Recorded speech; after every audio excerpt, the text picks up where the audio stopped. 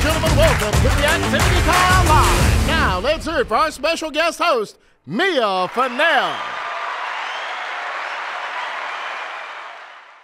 All right, everybody, welcome to the call today. My name is Clay Mertes, coming to you live from the Alliance corporate office. I'm the director of sales here, and I am so grateful and so fortunate to be able to interview one of the fastest growing, one of the most elite ladies in the Alliance.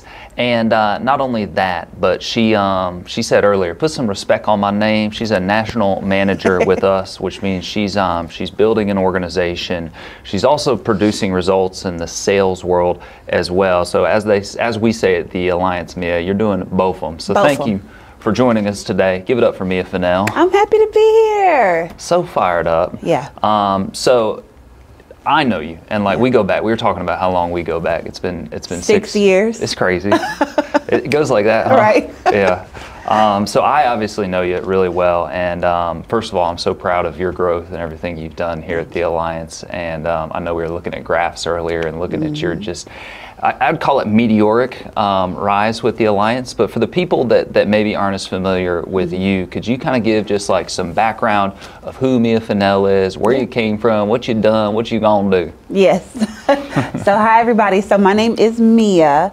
Let me say I'm just so happy to be a part of the Alliance. I absolutely love my Alliance family. Every single person since the day I walked in this door has just been phenomenal and really helped me kind of grow up. It's been 6 years. So I'm born and raised in Greensboro. I live in Charlotte, North Carolina currently.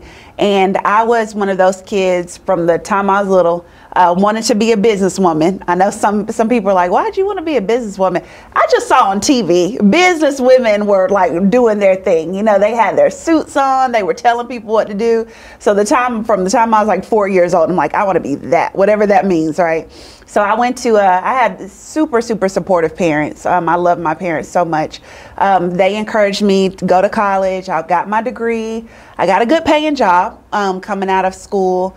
And one of the things that I noticed, like right before I came out of school, I was introduced to my first business opportunity, which was a network marketing company called World Ventures. And with that, it was like a travel business. Like, you know, you're coming out of school, they're talking about traveling and having fun. And that's all I wanted to do anyway, was just travel and run a business, right? So I got started in that opportunity, and I did it for a while. The company unfortunately ended up going out of business, but what it taught me very early at 23 years old, it taught me about entrepreneurship. You probably heard a few other leaders in our company that came from that same business, and they say, we used to have this phrase, make a living living. And I was 23 years old, and I didn't know what make a living working really meant, but I knew what make a living living meant. So when they talked about traveling and having fun, I wanted to do that, right? But then I did take a job coming out of college, and I learned really quickly, Clay, like the people that I worked with very quickly. I mean, they had been working at this job for 20 years, 30 years, and they were just some of the most grouchy, unhappy people I've ever met in my life. I knew that corporate America was very much, from my experience, corporate America was very much about stepping over whoever you have to get to the top. The person in the position that you want, you might not get it unless they die or retire. You know, I kind of was getting those things. Then somebody told me, one of the managers at the plant I worked at, he said, Mia, if you're going to be successful, just remember, the more you move up, the more the company owns you. They own you. And that conversation put something in me, Clay, and I was just like, I have got to do something different. Like, if I don't, in 20 years, my life is going to look exactly like theirs, right? I mean, they nice families, and you know, they drove a nice car, lived in a nice house or whatever, but they weren't living life. You know what I mean? So I was introduced to the Alliance. I had moved to Charlotte, North Carolina, and I was still in corporate America, and I had taken a job at Bank of America, right? And I was an analyst, and it was by far. I mean, like I said, I'm in this mindset now from 23. I'm now at, I think 28 years old, and I'm like, I have got to get out of here. And, and I was, I ended up getting laid off from the bank. Hindsight 2020 is the best thing that could have happened to me. But at that time I got laid off, I remember that week I was standing in my kitchen and I'm like, God, what do you want me to do? Like, I'm not happy working these jobs. I know that there's more. You put me here for more than this. And don't get me wrong, I don't have a problem with anybody that has a job. There's nothing wrong with that. It's a difference between having a job and loving what you do and knowing that you're building something and you're a part of a big purpose than just being a number. Like, I was just a number. And I knew, and I said, God, what do you really want me to do? And I got a phone call from a friend that I hadn't talked to in a while. And he said, hey, Mia, I don't know what you're doing right now, but get in touch with Terry and Tia Edwards, who I haven't seen Terry and Tia since we were in that old company. So it was like 4 or 5 years, right, that I didn't even talked to them. He said, get in touch with Terry and Tia. They're doing something in the insurance business and you might enjoy it. You might like it. This guy had no idea I had just been laid off from my job. He really? had no idea. Just out of the blue. It just out of the blue. Like, it was a God thing for sure. That's crazy. And I called Terry and Tia and I said, hey, y'all, I know that we haven't talked in forever, but whatever y'all are doing, put me in it. Like, I just want to do it, because I knew their character from before. I knew that they were people of integrity. I knew that they knew how to grow a business. That's what I did know about them. And I knew they were just all around good people and family people. So they put me in, Clay, and I promise you, they started showing me the ropes, and that day changed my entire situation. My whole life changed just because of that. That one phone call. It's that crazy. One phone call. Like, we always talk about, like, how, you never know when people are looking for that opportunity. Yep. And you never know how many people that other guy called. Yeah. Like, it could have been just you, or Right. it could have called a lot of people. Hopefully called a lot of people. And it's interesting too, a lesson there in depth, right? Yeah. Like, I assumed and look at you and assume, oh, direct to Terry and Tia, but no. Mm-hmm. Luckily, there was somebody also working and trying to build a business that found you. Mm-hmm. That is incredible. And I guess my own curiosity brings me back to, like, anybody can do this. Your job at Bank of America, were you in like a sales or a business development, or what was your what was your role? So my role was an analyst. So what I basically did was, which is totally opposite of my personality. I don't even know why I took this job, because I hate numbers. Yeah. But I had to analyze data. Oh, so you're looking at spreadsheets. Yeah. Spreadsheets and keeping, so the job was to track what the vendors for Bank of America, because you have vendors like that support the online banking and like making sure all the meeting rooms run effectively, stuff like that. We had to track that they were on task. They had certain tasks they had to complete every year. Oh gosh, it was like terrible. You're too charismatic for spreadsheets, man. And then, I was just like kind of in my cubicle and, doing these conference calls that I had to do. But I love being able to talk to people, interact with people. I was just on emails and all day. It was just too much. Yeah. That's interesting, because I hire a lot of people and they say, well, I don't have any sales skills, or I don't know that. So you were an analyst, but it sounds like some of your building and sales abilities were developed through that other company you were with. Yes, yeah, that's for sure. So the other company, I had way more responsibility. Yeah. So I took not a pay cut working with Bank of America, but like they weren't really using my skills, right?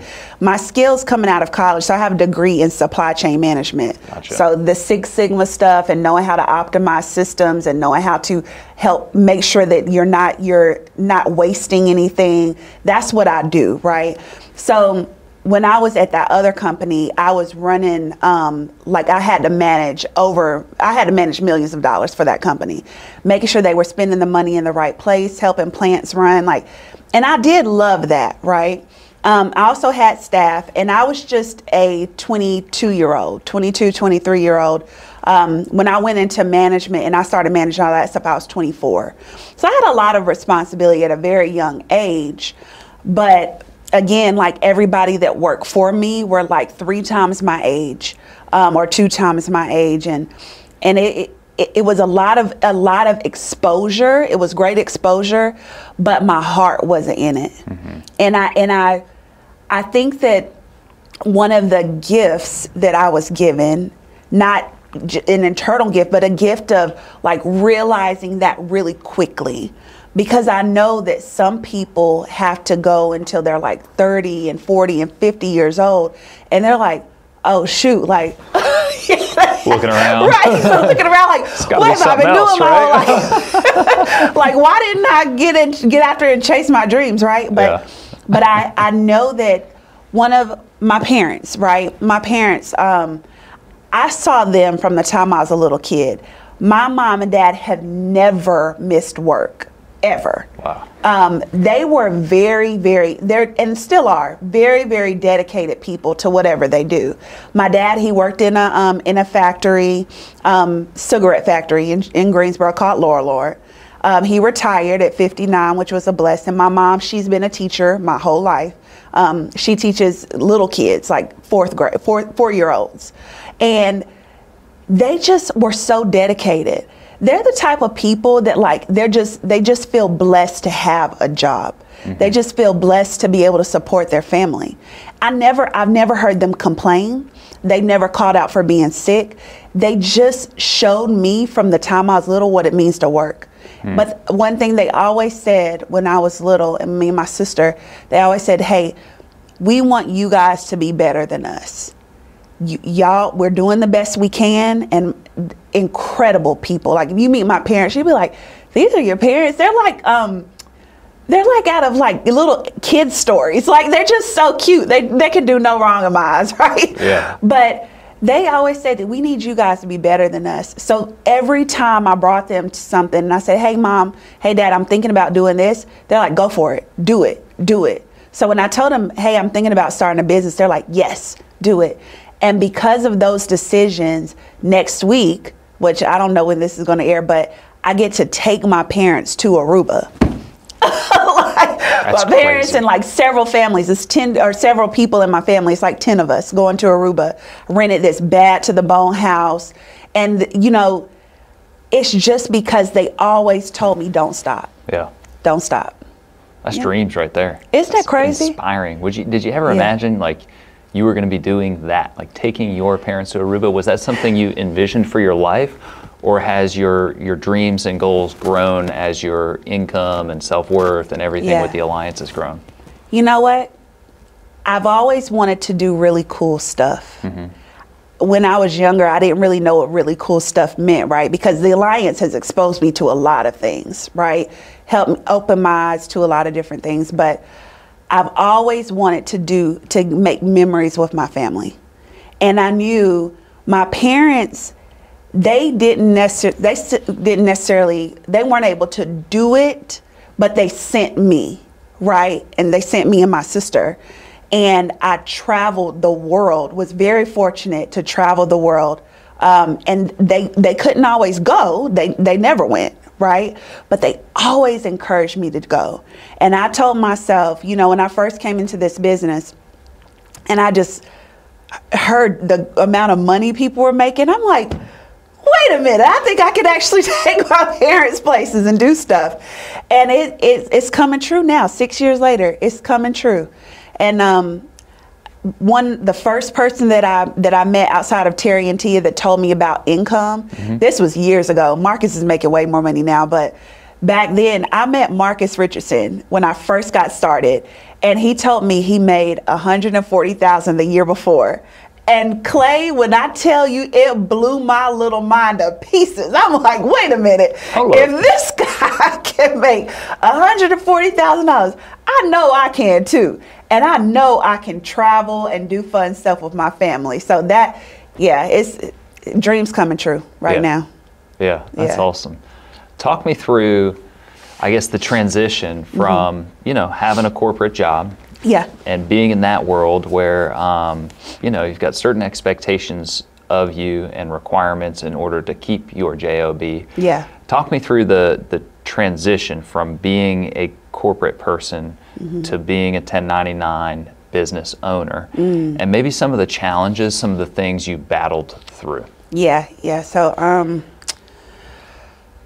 That's a big one, right? Because I think that a lot of people think that when you don't have a job, you have freedom. But freedom doesn't come from being unemployed. Freedom comes, right? It doesn't, right? That's just unemployment. Yeah. Freedom comes from having time and money, right? So when I came here, I heard this saying years ago before I even joined the Alliance that this guy who talked about burn the boats, right? And it was this thing about these warships going over to an island, and all the soldiers got off the boat, and then the captain turned around and said, burn the boats. The only way off this island is for us to either win this war or die, right? And that was my mentality coming here. I had really gotten to a place, and I'll be honest, where I was just like, I have got to do something. I knew the window of time was very, very small, where an opportunity had been presented to me, and I could either take advantage of it right then. I had to make a decision to take advantage of it, or my alternative was going back into a life that I was trying to get away from, right? So what my thought was is, if I come here, I burn the boats, I give myself no other option, then I have to go all in, right? So from the time I started, I know some people kind of transition and tiptoe into it, and they're just like, well, I'm going to keep my job until I can, really get my income up, which I've known a lot of people, even a guy on my team, Josh Parker, he did that. He kind of did his part-time, and now he's full-time. Abby G, a guy on our team, or a lady on our team as well, she did the same thing. For me, I was laid off, so I didn't have a choice. So I started from day one going all in, right? Yeah. So my mindset was that it was what 50 Cent said, get rich or die trying. That's right. So I wanted to get rich. I didn't want to die, but I wanted to get rich, right? And what I did was I really submersed myself in the culture, right? I started coming to the TWCs live. That's when we were doing them live with the audience and everything. I wanted to meet Andy Albright. I wanted to be around Terry and Tia all the time. I wanted to come to the corporate office, because how else are you going to learn it, right? Missing events, that wasn't an option for me, and I was broke. Like, I never understood how people thought not being around the business was going to make them money. So I did everything that I could to get around. But the struggle was, as I was making money, right, it also came to a time where I kind of let my foot up off the gas. And I've told this story from stage a few times, and Andy loves to laugh about it because it's kind of funny. It's funny now. It's funny now, not back then. But in December of 2018, my first year, so I started in April. This was in December. I had made money, but I wasn't working as much, right? I kind of let my foot up off the gas, because I'm like, okay, well, I'm making $10,000 or, $7,000, $8,000 a month. So, but you got to keep doing what you did before to make that money. You got to keep doing that, right? Yeah. And I ended up going kind of broke again. And I told myself, well, if I just go and get a part-time job or a full-time job, I can do insurance on the side. So I was going to kind of like reverse engineer the whole thing. And I ended up going to that job. I got a job, ended up going there for one day. Then the whole time I was there, I was typing in my calculator. I was like, okay, if I work 20 hours, or if I work 40 hours this week and 40 hours next week, the number kept coming up to like $2,000 a month after taxes. And that was pissing me off. And I'm like, wait a minute. And I kept typing that, I probably typed it in like 500 times that day, right? Yeah. And that's the whole time I was thinking, like, if I sit with 4 families, I can make $2,000, right? That's what I was thinking in my mind. So I left the job. The first person I called was Terry. I think I either called Terry first or Andy first, one of them. And Andy first. He busted out laughing on the phone. I'm telling him, like, Andy, they trying to pay me $15 an hour. He was laughing so hard. He said, Mia, I'm about to get on the jet. I'll call you back, right? I end up calling him. Terry laughed so hard. Oh my gosh. Like, I'm looking, both of them. Both of them were laughing at me. It was the funniest thing ever. Back then, it was not funny. Right. But Terry told me he had to call me back too. So that night, I got a call from Andy Albright, CEO of a multi-million-dollar company. Took an hour, and he sat and talked to me for an hour. And the first question he asked me, he said, "Mia, do you need a boss?" And I said, "What do you mean by that?" He said, "Because I don't need anybody telling me where I can take my wife on vacation, what kind of house I can have, what kind of car I can drive. I don't need anybody running my time. I do that. Mia, do you need a boss?" And I said, "No, I don't need a boss." And that conversation we had for 1 hour, along with many other conversations I've had with many leaders, including my direct upline, Terry and Tia, how much they poured into me, Andy Riddle, Jason, and Olga. But that conversation prompted what you see today. Yeah. The reminder that I'm in control of this. I don't need anybody telling me what I can do. I don't need anybody telling me how much money I can make. If anything is going to happen, it's going to be because Mia said it was going to happen. And I try to do my best to tell my team, y'all, we just got to work. I try to show tail lights so they can, I'm trying to give them the best example that I can. Follow me. I know where to go. I know how to get this thing done. If I don't know, I know the people that do. Right? So that's been my mindset. It's so easy, Clay. I call it the fine line between do and don't. And that's what I'm talking about at Family Reunion. It's so easy to do, and it's so easy not to do. But it's a fine line right in between the two. And you have to make conscious decisions all day long to do. Because that not do, that don't, that'll mess you up. And that one decision to not do what you're supposed to do can change the whole trajectory of your life. Yeah. It's almost like the butterfly effect. Yeah.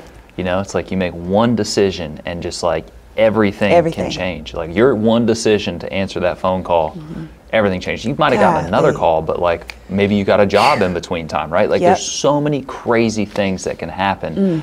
But the important thing is make a daggum decision. Make a decision. Make a decision. Yeah, it's huge. Along the way, so like obviously, you know, there was, you learned a lot, and luckily you've got excellent mentorship and coaching from Andy and from Terry and Tia, helping guide you along the way. But they're ultimately going like this: hey, it's your life. Like you get to make the decisions that determine your outcome. Along the way, were there other things that you had to either give up or do that were outside of your comfort zone that you believe led to some of your success today? Yeah.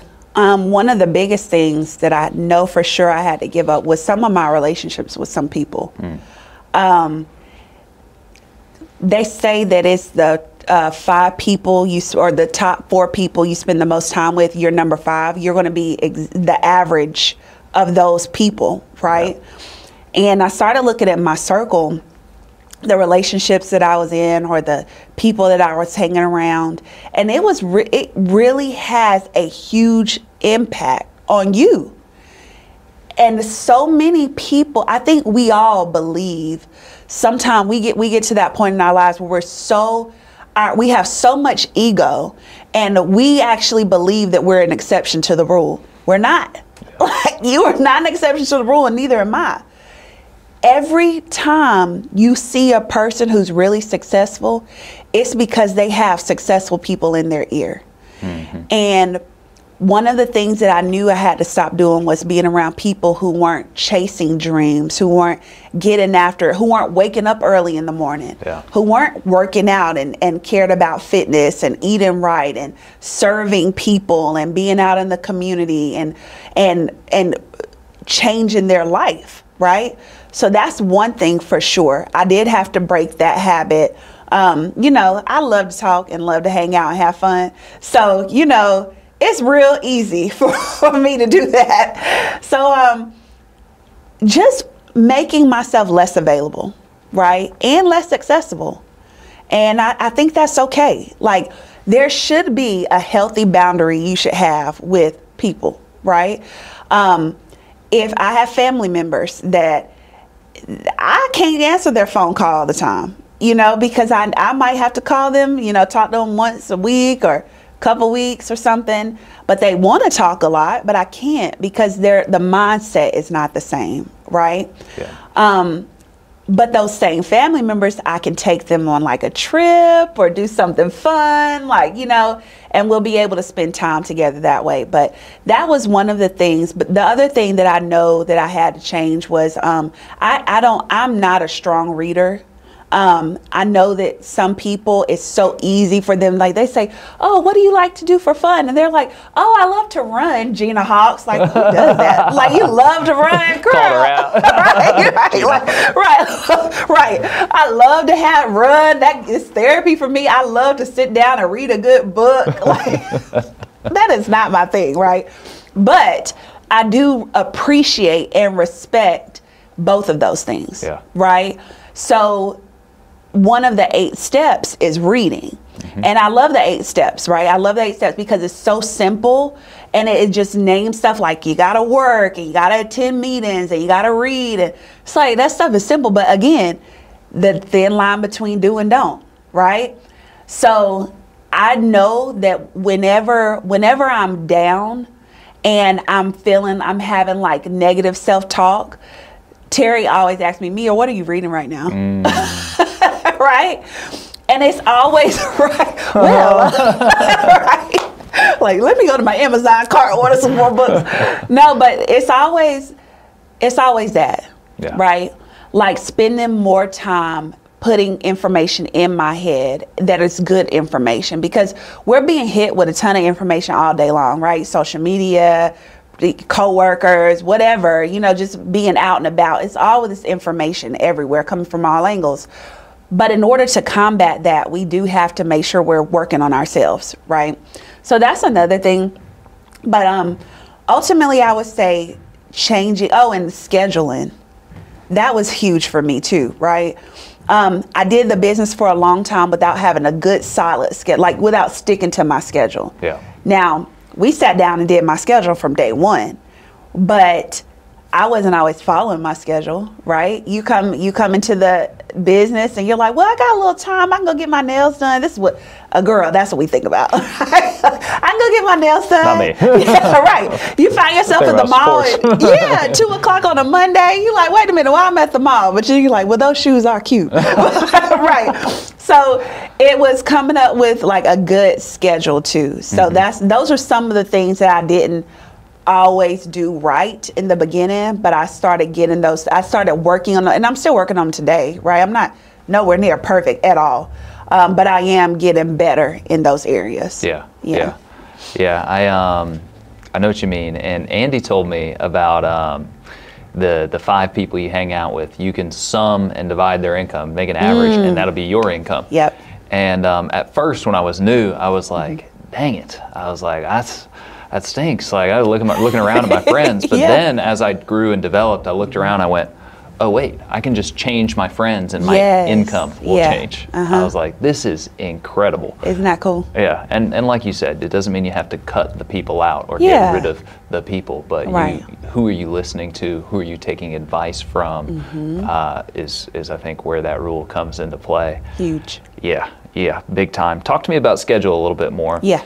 I think it's really easy, especially as a new agent, to like draw out a schedule, and that's it. They drew out a schedule. Yeah. Do you have any tips, tricks, strategies for sticking to your schedule, for like accountability to your schedule, like actually doing it? Yeah, for sure. So I'm 6 years in, right? And I still use my activity book. Right. Good job. You know, it's kind of strange to me. The producers, like we have some managers, they don't go out in the field, right? But I still go out in the field every week, and I still use my activity book. And I'm like, I look at new people, I'm like, hey, I'm looking through your activity book, and there's nothing unpaid. There's nothing on this page, nothing on that page. Like, what's going on? I learned very quickly that your schedule, what determines your income, also along with the friends and things you read and all that stuff, but it's your schedule, right? And you want to let your schedule dictate everything, right? So one of the things that I would say when it comes to tips, schedule everything.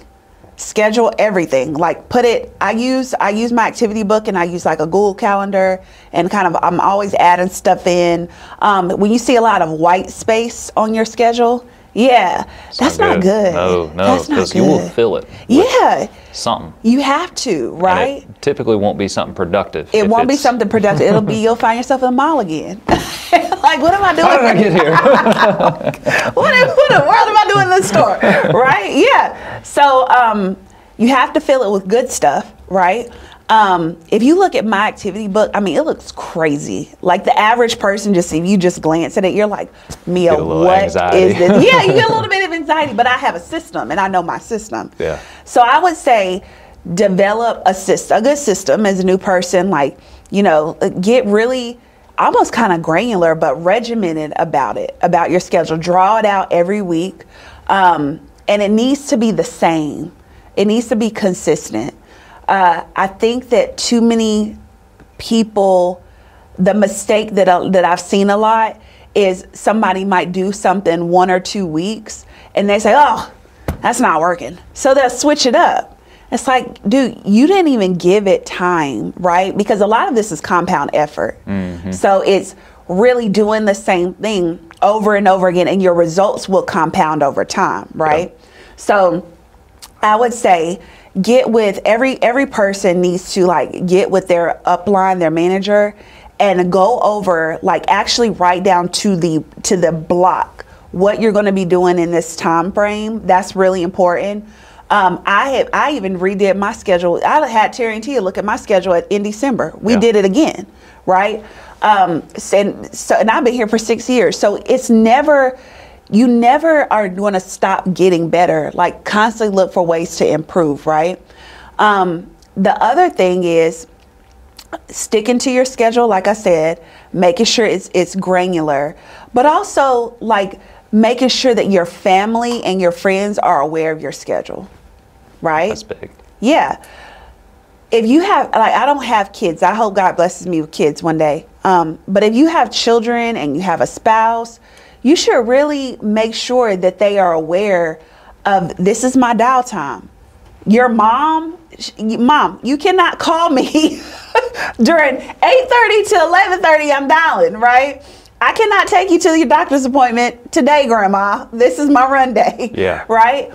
So making sure that your people and your family know what your schedule is. The other thing is you have to really stick to it. So I did talk about consistency, but you have to get almost dogmatic about sticking to it, right? The worst weeks that I've had income-wise are when I just felt like I was out of control. And I was out of control because everything wasn't on my schedule. I felt like I was just kind of doing stuff, trying to fill time. I didn't really, and then it frustrated me when I was doing my recruiting calls. It's frustrated me in the home. I feel all over the place. If you're an entrepreneur, you're a business owner, you cannot do that. I wish I could be kind of sweet about it, nice. No, you can't do that. I'm sorry, I gotta slap you. I was wondering if that was you clapping your hands. No, or that was a slap across your face. Yeah, I love slap. Yeah, right. That's right. Yeah. A velvet brick. Yeah, exactly. Right. But you can't do that. You have to be just really, really regimented about it and hardcore when it comes to it. And again, I'm not the best at it, and I'm still working on it. But I have learned. I know what it's like to not do it. And I know what it's like to do it right. And I would much rather stay in the space where I'm doing it right. Yeah, true that. Yeah. And two things I picked out of that that are really important is telling your family and telling your upline. Yeah. Right, because your family will put stuff on. Your family friends will put stuff on there. And it's helpful to them and to the family, but it could be delegated. Yes. Or not done, right? Yeah. And then with your upline, I think that creates big accountability, right? Because the analogy I use a lot is kind of like going to the gym. If you tell somebody you're going to the gym and they're meeting you there, you're going to feel terrible if you don't show up. Oh, yeah, true. Right? So if you tell Terry and Tia that you're going to do something, yes, you are so much more likely to do it because it's way worse to let them down than it is to let yourself down. Oh, which gosh, is weird, yeah. right? Yeah, It's so weird. It's crazy psychology, but we can use it to get ourselves more productive and making more money. Yes, and I feel so good when my upline doesn't have to wonder what I'm doing. Right. You know, like they know if it's Monday and Tuesday, they know I'm dialing. Monday and Tuesday, 8:30 a.m. to 11:30 a.m. I'm booking in both days. In both days, I'm booking 20 appointments. They know that. They don't have to wonder what's Mia doing today. Is she going to be out in the field this week? Heck no. You know where I'm at. I'm in the office. And then Wednesday and Thursday, I'm in the field the whole day, running my 20 appointments. They know what I got going on Friday. They know I'm recruiting in the afternoon. Like I want the people that I respect so much to respect me too, right? So I just want to, and I've always heard that. I always, heard Terry and Tia and Riddle and Olga and all them and Albright say it like, I want to be respected by the people I respect. And I finally feel, because I've been so consistent, that I haven't earned the respect, right? Like when it comes to business, they ain't been able to take their hands off, right? Because, we're still learning. But I do think that they feel like they can count on me. And I do want them to know every day, I got your back. Yeah. Yeah. That's big. Yep. That's big. And I think as an outside observer, obviously I'm a part of the Alliance, but I'm not part of Dream Team. Yeah. I think that's something that a lot of us notice as a part of the Dream Team is that culture of accountability, that culture of responsibility. Can you talk a little bit about kind of like the Dream Team culture that Terry and Tia have created and how that impacts and how you try and, I guess, push that down into your team? Yep. So we, this dream, what y'all see now, the Dream Team it's been brewing for years. So a lot of people are just now seeing it, but it's been so much work done behind the scenes. We were talking about earlier today, like, you see the tree on top of the ground, but you don't see all the roots. Like there's feet, sometimes even yards and miles of roots up under trees, right? And that's what's been happening. Like for years, we've been talking about what kind of culture we wanted. For years, we've been talking about how we're going to nip drama in the bud before it even starts. Like this is not new for us. What is new is how we get to bring in new people and just kind of drop them in our culture, and they're already like, oh my gosh, this is great, right? Because of something that we've worked to build.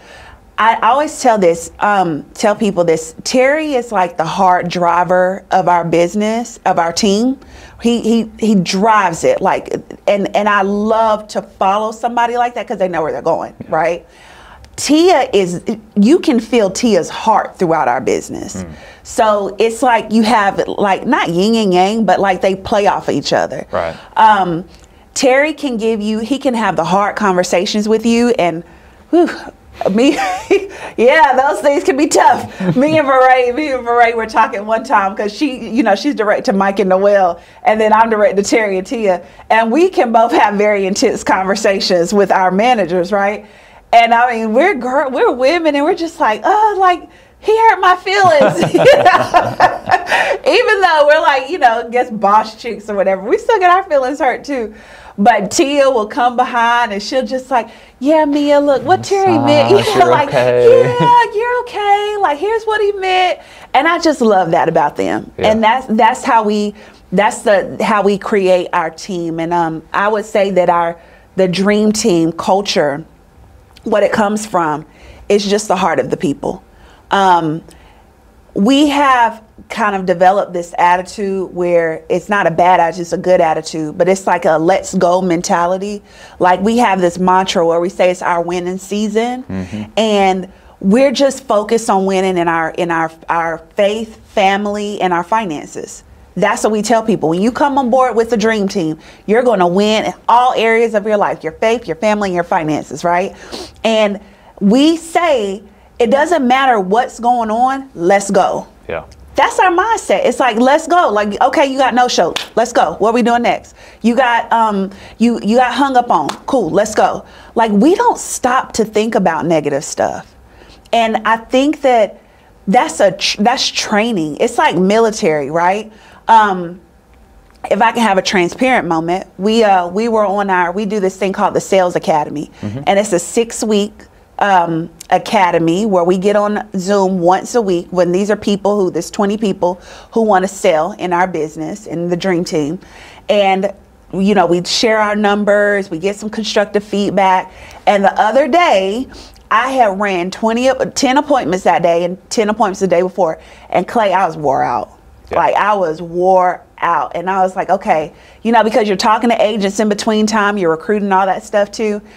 And Terry got to me and my numbers, and I was like, yeah, last week I had 20 appointments, and I may have gotten no-showed a lot, and it was just all the stuff. I didn't have a lot of sits, yeah, right? And Terry was like, well, Mia, you didn't have a lot of sits. And I was like, I know, but it's this reason and that reason. And I stopped myself, and I'm like, you know what? You started doing this. Yeah, I started doing it. It's the clients. And then I turned around, I'm like, you know what? It's on me. Yeah. It's on me.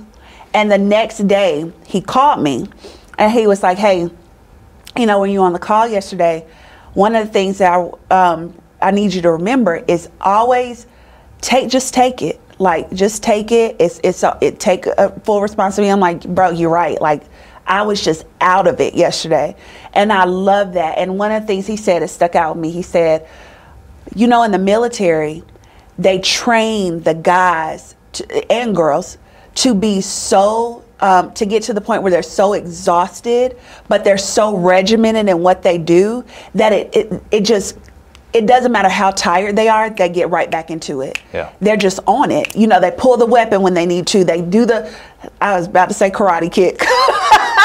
They probably do that too. They might do right, but they're ready all the time, no matter how tired they are. Yeah. And I'm so glad he said that to me, because I really want to be one of those people. I want to get better at that, at snapping back into it. It doesn't matter. Somebody calls on me, boom, I'm in it. Yeah. Yeah. Yeah, it is funny. When we're doing good in sales, it's kind of like we want to be like this. Yeah. That was me, baby. Yeah, that was me. And then when something goes wrong, we're like this. And like, I think it's a human thing, but I think you're right. If you can train yourself out of it and learn to be accountable, it's how you get better. That's what we want. We want to get better, right? Yeah. It's just that's it. Because you could blame the client and say they didn't want to buy, or you could figure out they were broke. They didn't have. I think I said that too. I was like, everybody that's out didn't have any money. They were all on disability. He's like, money they didn't want to give you. Right, exactly. I'm like, but I also remember my mindset from that week too, and how I wasn't giving my best in the house as well. So we all have those times. I heard somebody say one time, you may have a bad day, you may have a bad month, you may even have a bad day, you may have a bad month, you may even have a bad week, but you'll never have a bad quarter. You'll never have a bad quarter. So just stay consistent. Yeah. And act like you in the military. Act like you're in the military. Right. Sir, you cannot have a gun on you. I know, right? Like, I do. Oh man, can you talk about, like, you kind of already touched on it a little bit. Yeah. But how you've solidified your mindset, right? Mm-hmm. Because that's one of the most important things you can have, is that accountability mindset. What are some of the things you've touched on? Reading, you've touched on talking to Terry and Tia Edwards in terms of protecting your mindset. What are other things that help kind of build and solidify your mindset? A huge thing is the events. And I mean, we have family reunion coming up, right? Mm-hmm. And I'm excited because I get to share the stage with some dynamic women and men, but the women, I mean, are going to be, we're bringing it this year. Yep. But the events, when I think about being successful in this business, like, you can be successful in a lot of different stuff, but in this business, I've never not seen the leaders at these events, right? Because we have 4 events a quarter, family reunion being a really big one. And I think about it kind of like a hospital, right? And I think about a lot of things like a hospital, but especially I think about church like that. You know, I think about this business like that. When you're getting beat up, like in the field as a brand new agent, or you're getting beat up on the phone or something, like, you know, you got your little cuts and bruises, and you know, you might have a black eye. Coming to these events are the things that kind of recharge you, right? Yeah. And I also think about the people who just don't come. And I'm like, one, you must have a team. You can't have a team. Because if you're using all these excuses to not come, it's because it's just all about you. Yeah. It's all about you. Because if you think about it, if like, let's say we pulled up to a hospital and you were injured, right? And you had your arm was out of socket and you had a neck brace on. We had just been in a bad car accident. It'd be pretty messed up for me just to be like, okay, Clay, drop you off at the front door. Y'all got you him? Go on in. Right, you got him? He's right here. And you just go on in like, yeah, well, I got to go to my cousin's graduation. Yeah. Right?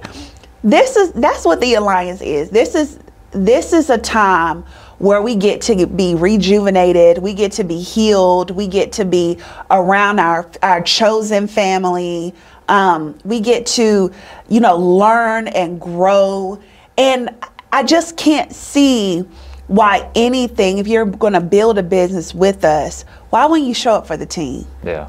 Because the events are not the same if you're not here, right? We want everybody to come to the events.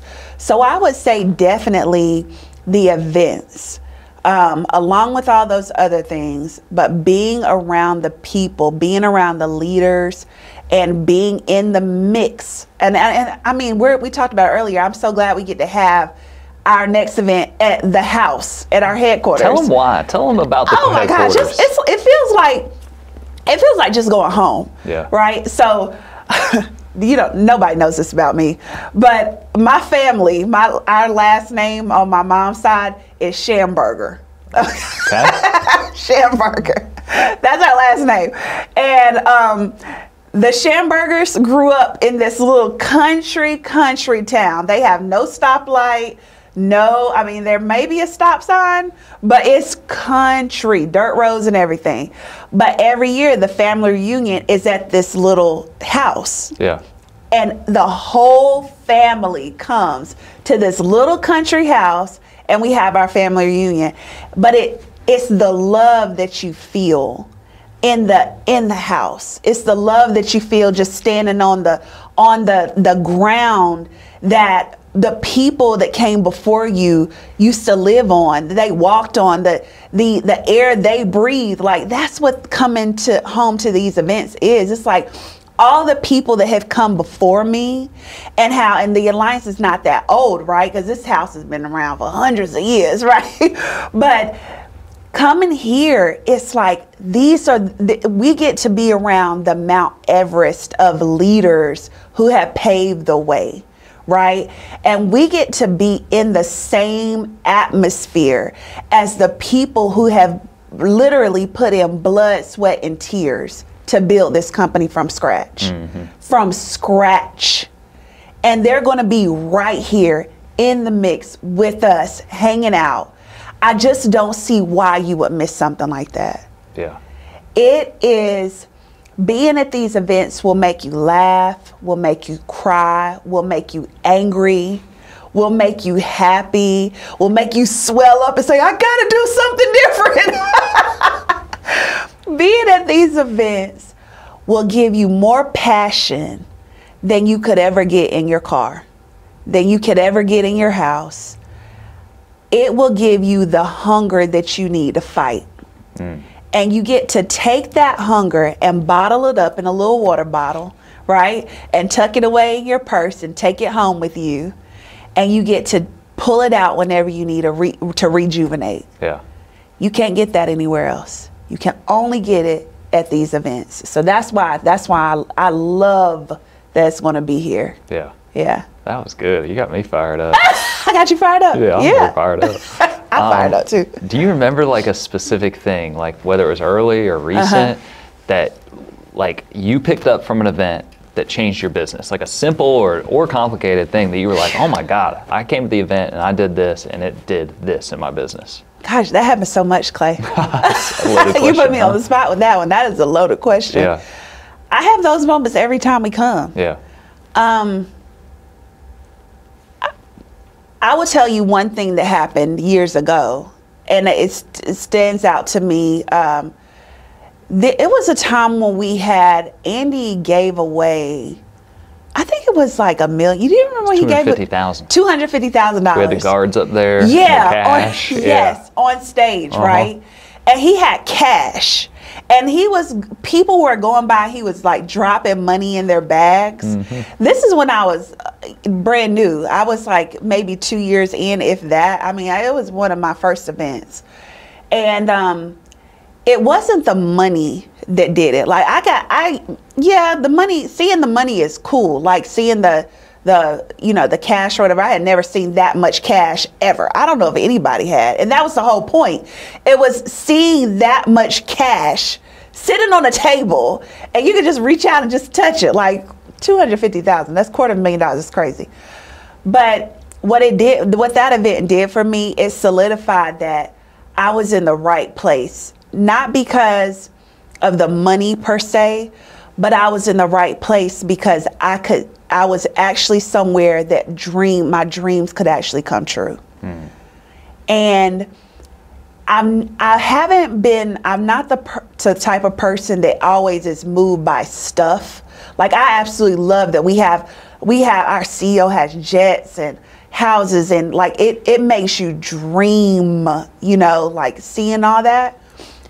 But what moves me more is the possibility and the opportunity.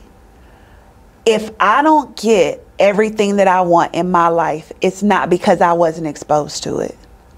It's not because I didn't have access. See, there's some people who, and I think about this often, but there's some people in their lives who will never see anything better than what they see right now. Yeah.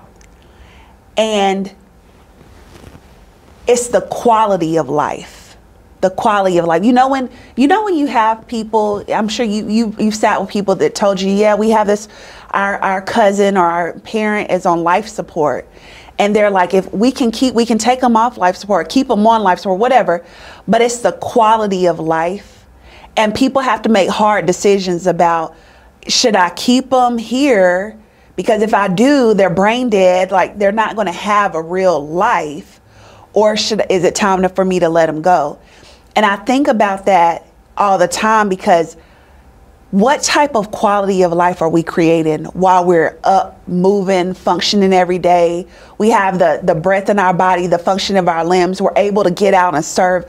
What type of quality are we creating, right? And that is what drives me. And it's having access. I don't take for granted that I have access. Y'all, Andy said this all the time. I used to never really think about it growing up in America, right? But Andy always says, we live in America. That's how he said it. We live in America. Yeah, that's how it sounds, right? And you grow up here and you never really think about how it is for people who live other places, right? But then you may travel a little bit and you might see some stuff on TV or whatever. But y'all, Clay, anybody watching this, it's the quality of life, the chance and the opportunity that we have access to get anything we want. The only thing that is stopping us from living the life that we desire is us. We were not put here to live mediocre lives. We weren't put here to constantly want and desire and never be able to get to. One of my best friends told me one day, she said, Mia, God's not just going to dangle all this stuff that you want. He's not going to dangle it in front of you and say, ha, ha, ha, ha, look at what they can do, but you can't do it. That's not how God works.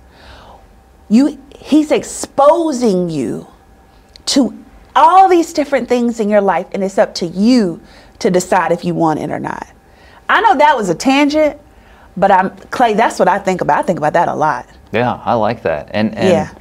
I want to touch on a couple things. It's like a lot of people have like kind of that small town mindset, right? Where like this is the best person in their town is the best they could possibly achieve because that's all they've seen. And here at the Alliance, you know multimillionaires. Yes. You're coached by multimillionaires. You've met a billionaire, a future billionaire in Brian Adams. You've met a multimillionaire several times over in Andy Albright. He's calling you and coaching you. So like in terms of call them the blinders, removing the blinders of what's available. You've got so many examples and people that have done that. And that's what Andy says all the time, is all you need is an opportunity and an example. And that's what you've got at the Alliance. That gives me chills. Yeah. That gives me chills. Like, I am blessed. Blessed beyond measure. I hope God allows me to live many, many, many more years, decades. But if this is all I had left, I could say thank you. Yeah. Because my life, and there's so much more I want in my life, but my life has been completely transformed. And I'm kind of like welling up right now thinking about it. But my life has been completely transformed because one guy made one decision who trickled down this long lineage of people who eventually got to me. And now I get to share that experience with other people. Yeah. That right there is a blessing I will never, ever, ever take for granted. I don't know where any of the people watching come from. I don't know if they were a part of other companies or if they, whatever your story is, right? But I do know, one thing I can say for sure is that if you allow these people here to love on you, it will show you how to love others. The heart, this is a very blessed business. And as many people as come and go or whatever, I can say that the people who stick around and stay, man, you will never find better people. Yeah, I know that's right. Yeah. And I would boil down the Alliance advantage to the people, right? Yeah. Because, you know, we got incredible carriers. Yeah. We got incredible leads. We've got the ARC. We've got that incredible system. All that is great, right? Yeah. But the people, the Andy Albrights, the Andy Riddles, the Jason and Olgas, the Terry and Tias, the Mias, that's what makes the Alliance special. I want to leave you with this and I guess ask you this one last question before we wrap up. Give us a future projection. Give us, I don't know if you see those UFC fights when they win and they like call somebody out. I'm not asking you to call somebody out, but I'm asking you to like give the Mia Fennell call out of like, what should we expect from you in the next 6 to 9 months? What's happening in your world? What are some things you want to put out there that we should expect from you? Happening in my world, I'm gonna look in the camera. Yeah, tell the people. Look, in the next 6 to 9 months, we have some superstars on the rise in our organization. I mean, the dream team is exploding. I know we have agency managers coming out of this team. I know I'm going the next 6 to 9 months. I mean, I'm definitely going to be going for EVP, but it's not going to be because of me. I mean, we have people in like Rakia in Louisiana. She's in the house right now. We have Ebby G, who's left her job and came over here. She's making triple her income that she used to make at her job. We have so many different people. Desiree down in Florida who brought on her cousin. Now her cousin's doing like $8,000 her first month, Manisha. Like, we have so many people that are coming on board. And I don't want to keep naming names because you forget people, right? But I do know this. We're going to have more people making 6 figures. We're going to have more people traveling the world. We already have people that's already on the Alaska cruise with us. I'm expecting that there will be double that next year going to Cancun. Clay, when I tell you, do not sleep on this organization, okay? I'm just the representative for today, but there are people coming behind me that are gonna whoop up on some folks. So all I can say is I love every single person out there. Keep working hard, keep trying to get this thing done, but I do know one thing, that we are in this thing together. We gonna whoop some tail. We gonna whoop some butt. You daggum right. For everybody out there, you heard it. You heard what's coming from the Dream Team and from Mia Fennell. Yeah. Mia, pleasure having you here today. You did incredible. Thank you for joining me. And for all of you listening, this is at the Alliance corporate office. You're invited. You're invited here for our family reunion that's coming up August 2nd, 3rd, and 4th. You need to be here. Get your tickets at theallianceevents.com and get registered. And hey, bring somebody with you. We got a big old convention space. We might as well fill that daggum thing up. My name's Clay Mertes. Thank you so much for joining us today. Have an awesome day. Thanks.